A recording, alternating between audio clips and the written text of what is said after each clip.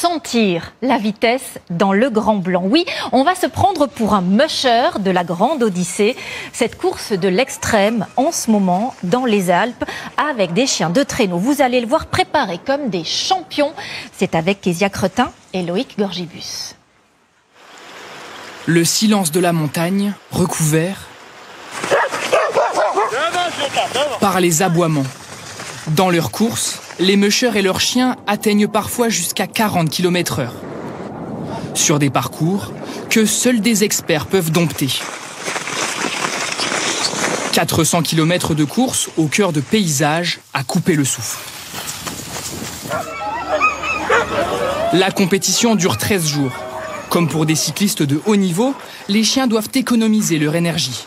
Chaque instant est important, même la promenade. C'est vraiment un moment où on peut vraiment décompresser, un moment de partage avec eux, de câlin. Clément Rowe est un habitué.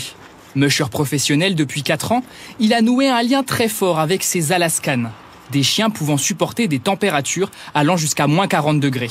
C'est vraiment la relation avec mes chiens qui est vraiment importante. Il faut vraiment qu'on soit fusionnel et c'est vraiment une bande de copains qui va courir ensemble. Le repos est de courte durée. La prochaine étape approche. Ils ont attendu ça toute la journée. Malgré le froid, les chiens bouillonnent d'impatience. Ils ont qu'une envie, c'est courir et de rattraper les copains qui sont partis devant. Ouais. Tour à tour, les traîneaux s'engagent pour 24 km de course. Pendant près d'1 heure, tous tentent d'aller le plus vite possible, de dépasser les concurrents.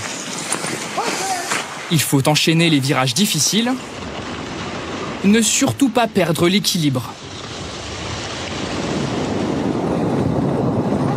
Un spectacle rare pour quelques chanceux venus pour l'occasion. C'est impressionnant, mais ça va vite, hein. Ah non, j'aime bien la puissance de ces chiens quand ils démarrent, qu'ils entraînent le traîneau là. Devant le traîneau, chaque chien a une place précise en fonction de son poids ou de son âge. Environ 200 mètres de dénivelé positif, donc ça va être une étape rapide. Ce sport est l'un des rares à être mixte. Et cette année, la favorite, c'est elle. Avant chaque étape, Elsa Borget met en place sa tactique avec son entraîneur.